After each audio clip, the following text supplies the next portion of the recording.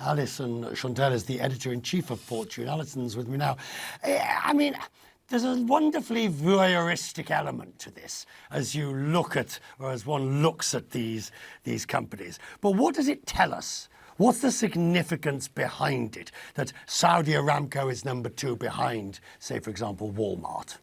Yeah, look, I mean, oil had a giant year. It's not just Saudi Aramco. All the oil companies on the list saw 40+ growth. 40+% growth year over year. It's astronomical. And not just are they growing, but Saudi Aramco, highly profitable, $159 billion in profits in 2022. That is unheard of. It's historic. No company has ever spit that out in the history of companies. Apple, by comparison, is $100 billion plus in profit. So, that has ramifications for the rest of the world. But what you're really seeing here is global business is taking off. The U.S. still has the most companies on our list of any other country standalone, but the China area is coming. I mean, they have about 142 if you include Taiwan and Hong Kong lumped in, and the revenues are right there with it. So this is a big global picture happening. And there is this shift. It is this shift in terms of companies. I noticed France, for example, dropping quite a bit. It is this shift that really speaks to power, because with the ownership of those companies, particularly, say, for example, in China, where many of them are state-owned, with that shift comes power and global influence. 100%. So Europe had a pretty rough year. It does not help that the euro was super turbulent last year. So they actually were the poorest performing in terms of number of companies that Europe has ever been in our 34 years of doing this list. They came in with 119 companies.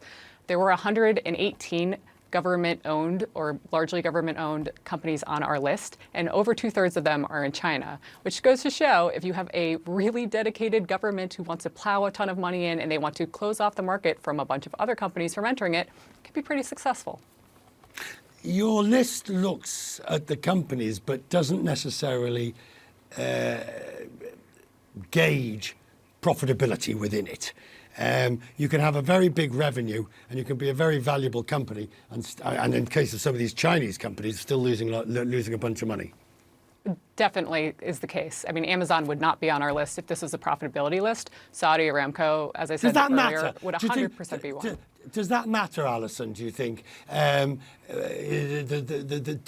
do you think profitability has to be fitted into that equation? Oh, I mean, of course, it's immensely important. And I think you could argue that we could do the list different ways, but we've been doing it with revenue for 34 years historically. So we do keep a look at both. We track the profitability as well, or the lack of profitability, as well as the revenue, and we cite both figures together. But this is revenue priority list for sure.